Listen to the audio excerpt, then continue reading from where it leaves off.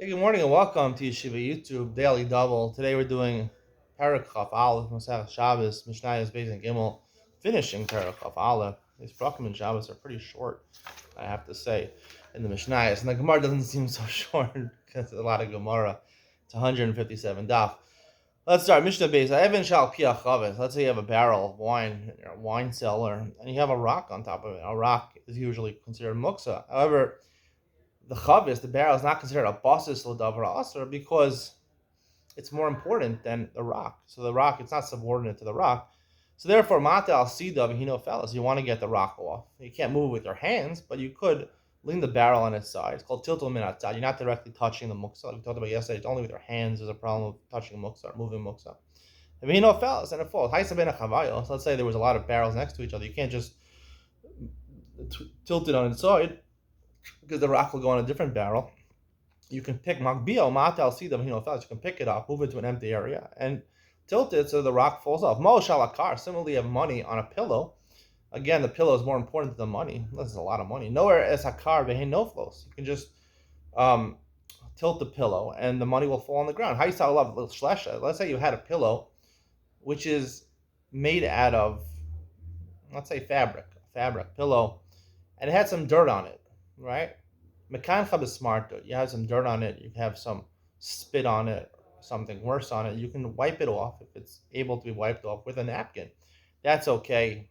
People think that, you get some like cholent on your suit or on your shirt, you can't wipe it off. This Mishnah says clearly that you can wipe it off, even though it's fabric, right? It's cotton, it's wool, or something like that. You can wipe it off, and you can wipe it even very hard, and penetrate to the bottom. People think you can't do this. I remember when I had some cholent stain on my suit, I went to the Rosh Hashiva, Yaakov Freeman.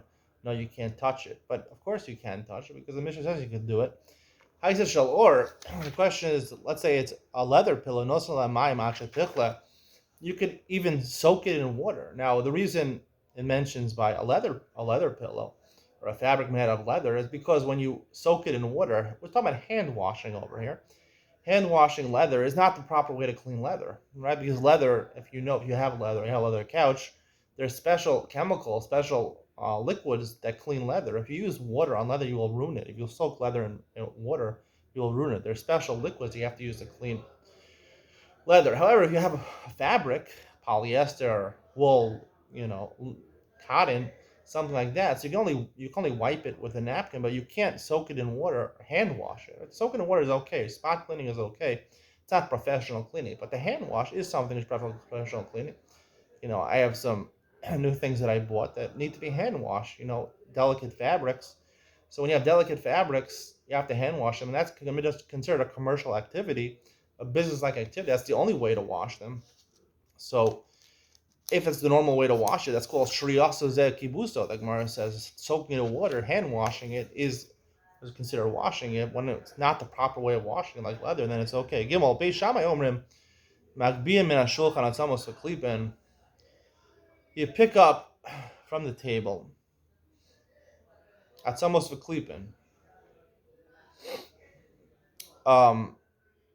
You ate a meal and you have some bones from your chicken or klipen, or you have some orange peels or something like that. Now, these are muksa, right? But you still knows al tatavla kula minara. So Beishamas, you can actually take it off, right? It's not considered muksa. Now, the reason it's not considered muksa is because these bones and these klipen are still fit for Michael behema. They can be eaten by an animal, consumed by an animal. So it's not considered a completely no-lot. And therefore, Beis Hillel says you can't move these things. You have to pick up the entire table and move it off. Tiltul min atzad. The Gemara says that the shitas are reversed. Really, we pass like Beis Hillel. Beis Hillel is the one who says you could actually move them with your hands because Beis Hillel holds like Rabbi Shimon, Leislei Muksa on Shabbos, and Beis Shammai holds like Beis Hillel. The Gemara in Beitza and Av Beis and Shabbos also reverses the shitas in the Gemara. Ma'avir mivnei hashulchan peru and pachos mekazayis. You could also take off from the shulchan. Let's say you have crumbs less than a kazayis, v'sar shal afunim, v'sar shal adashim, or you have hairs in your soup, your lentil soup, or your pea soup, because hairs you can feed to an animal, so therefore you're allowed to move it. And also, pirun pachim gazayis, you have small pieces of bread that were soaked in water. An animal would eat it, people wouldn't eat it, so therefore we hold like a Leisle Muksa, it's not considered Nolad Gomer, right? Change from Michael Adon to Michael Mehmet, that's okay. Svog, another halacha, not really related to before. Imyeshal or Beis Achiza, you have a sponge. What kind of sponge can you use to clean your dishes on Shabbos? If it has a place to hold it, leather place to hold it where you're doing, where the sponge, mekankamo, then you can use it because you're not squeezing out water when you do it. Vimlav mekankamo. If you have to actually hold the sponge when you're, washing off the dishes, you can't use it. Bengach nidal Shabbos.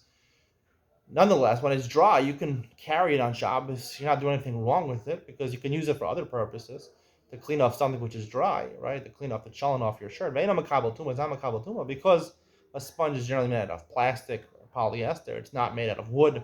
It's not made out of fabric. It's not sackcloth, and it's not metal. So those are only things makabel tuma. It's not makabel tuma. Now, there's an interesting. I'll talk about this because it's interesting to me. It says Imyesh or Beis Achiza. It has a place to hold it, right? So what about this famous thing called Sponge Daddy? I don't know if you've watched Shark Tank, but there's something called Sponge Daddy that I bought a bunch of them. Sponge Mommy, Sponge Baby, Sponge Daddy. It went viral after it's been on Shark Tank. It has like $330 million in sales.